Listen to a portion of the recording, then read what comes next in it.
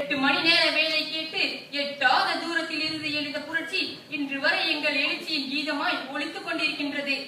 8 மணி நேர வேலை கேட்டு எட்டாத தூரத்தில் இருந்து எழுந்த புரட்சி இன்று வரை எங்கள் எழுச்சியின் கீதமாய் ஒலித்துக் கொண்டிருக்கின்றது. முதலாளித்துவத்தின் முஷ்டியை உடைப்பதற்காய் முன்னின்ற தோழர்கள் சிக்காகோ நகரில் சிந்திய குருதியின் சிவப்பு இன்றும் தொழிலாளி வர்க்கத்தின் தேசிய கொடிகளில் நிறமாய் பிரதிபலிக்கின்றது.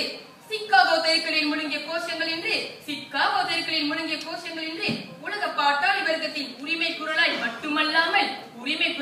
மட்டுமல்லாமல் தேசிய கீதமாகவும் ஒலித்துக் கொண்டிருக்கின்றது.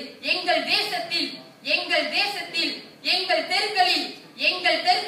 மே தினத்தில் மட்டுமே உரிமை கோஷங்களும் தொழிலாளர் கீதங்களும் முழங்கப்பட்டு வந்தன.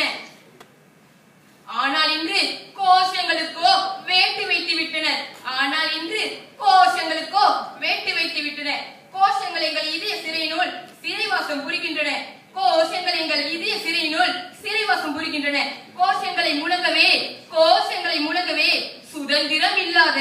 சுதந்திரம் இல்லாத எங்கள் தேசத்து மக்கள் சுவாசிப்பதற்கு சுதந்திரம் கேட்கிறார்கள்.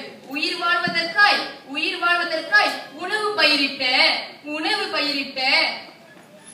பயிரிட்ட எங்கள் வயல்களில் நின்று உதிர்ச்சேறு உறைந்து கிடக்கின்றது. தொழிலாளர்களுக்கு உணவூட்டிய தொழிற்சாலை இயந்திரங்கள் இன்று துருவேறி கிடக்கின்றன. எங்கள் தேசத்து பாட்டாளி வர்க்கத்தின் பரிதவிப்பு பாரதத்தின் கடந்து பாரெங்கு பேசப்படுகின்றது. Terima kasih, Saudara Dipendra Kumar.